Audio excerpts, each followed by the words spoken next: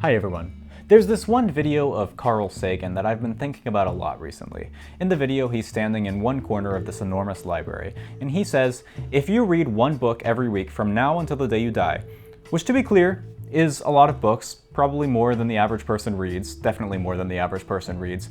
If you read that many books from now until the day you die, then the number of books that you would be able to read amounts to the number of books in this library from about here to about here. And he walks from one end of the library to the other as he says this. I don't like this video, because when I picture the number of books that I'm eventually going to read in the future, I like that to be an infinite number. There's infinite possibilities, right? There's so many books to read, there's so many possibilities. But as a matter of fact, that number is very finite, and it amounts to only a small fraction of the number of books that could exist in any given library, let alone which exist in the entire world. It's obvious that this is a problem, right? There's too many books, and there's not enough time to read them. But how many books are there exactly? This is actually a surprisingly difficult question to answer. I mean, if you have, for example, two different editions of Jane Eyre, but they have different introductions and different endnotes, does that make them different books?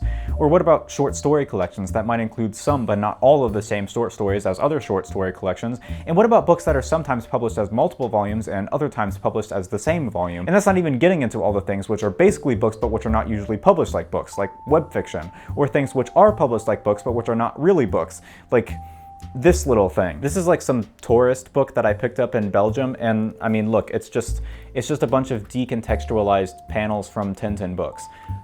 Does this count as a book? It's just like 20 pages of decontextualized Tintin panels. Anytime you try to develop a standard definition for what counts as a book, you run into problems. For example, you might say that everything with a unique ISBN number counts as a book. Except that's not really true, because sometimes things which are not books are given ISBN numbers, like pieces of merchandise that might be sold in a bookstore, and other times multiple books are given the same ISBN number. Now, if you try to get to the bottom of this question of how many books are there, a number you might see cropping up from time to time is 129,864,880, which is the number of books Google estimated existed in the entire world in 2010. Google obviously keeps a huge database of books, and when they tried to take into account all of the things I was just talking about, the number they came to was 129,864,880. And you might say, well, that was back in 2010, but what about now?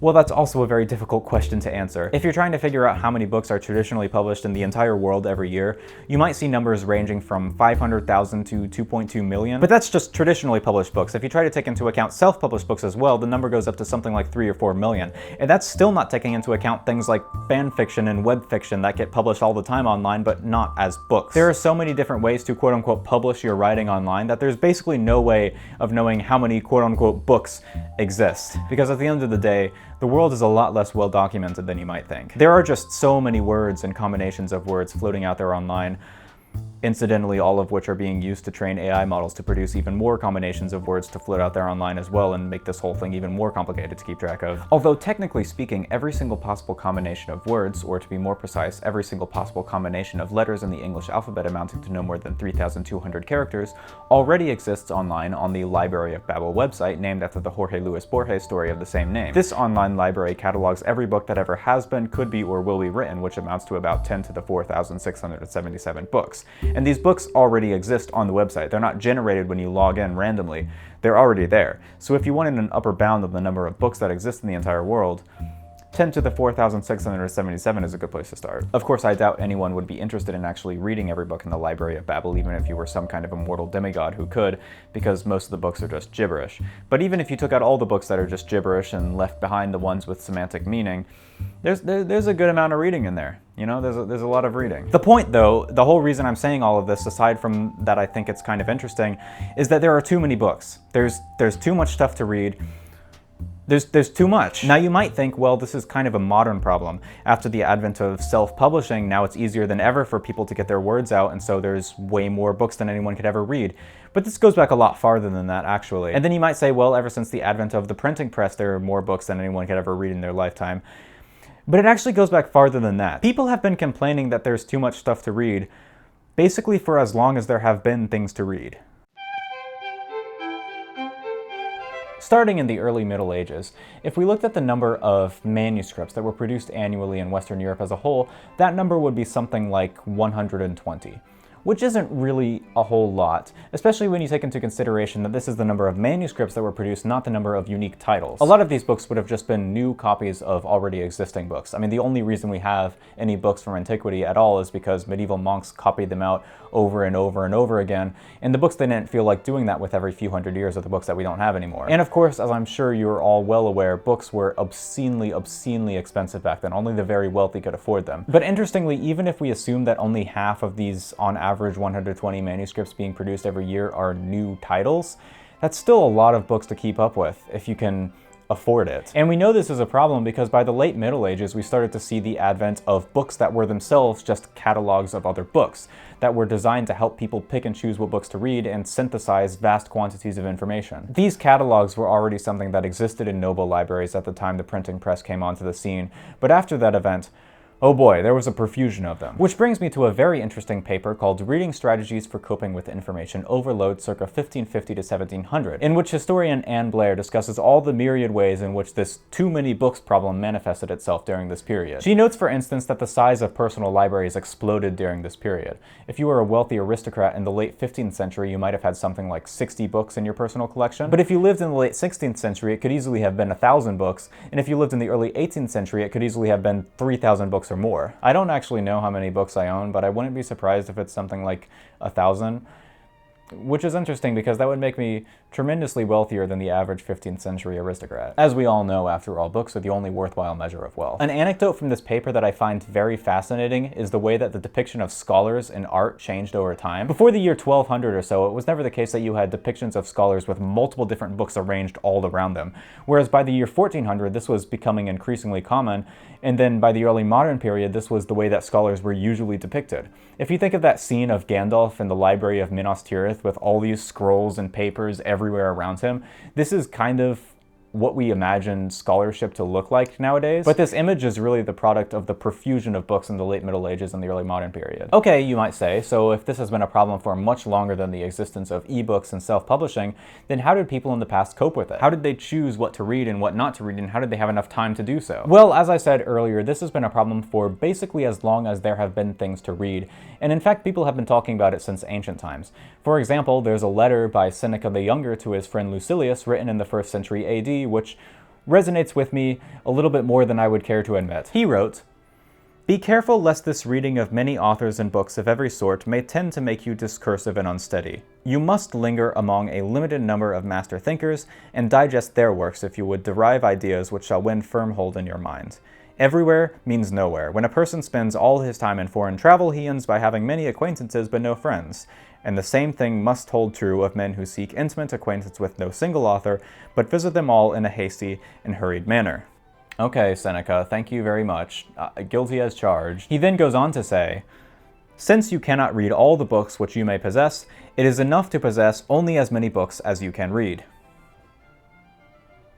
Yeah, I'm not doing that. Look, in my defense, I don't think that Seneca the Younger knew about used bookstores. All joking aside though, I think he has kind of a point there. I mean, I definitely have a problem with jumping to new things instead of relishing the old things.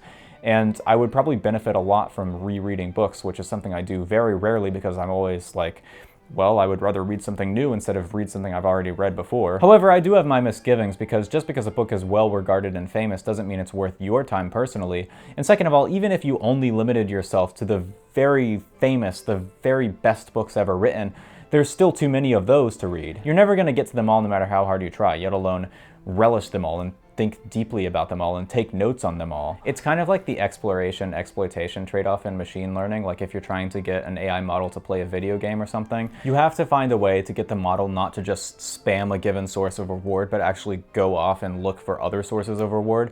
Otherwise, it will play the game in a very boring and non-intended way. Humans are of course better at this than AI models, generally speaking, but it's still hard to know sometimes just how much time to spend on one thing before moving on to another thing, especially if those things are all, you know, really interesting books. How many times can I reread my favorite series before it gets old?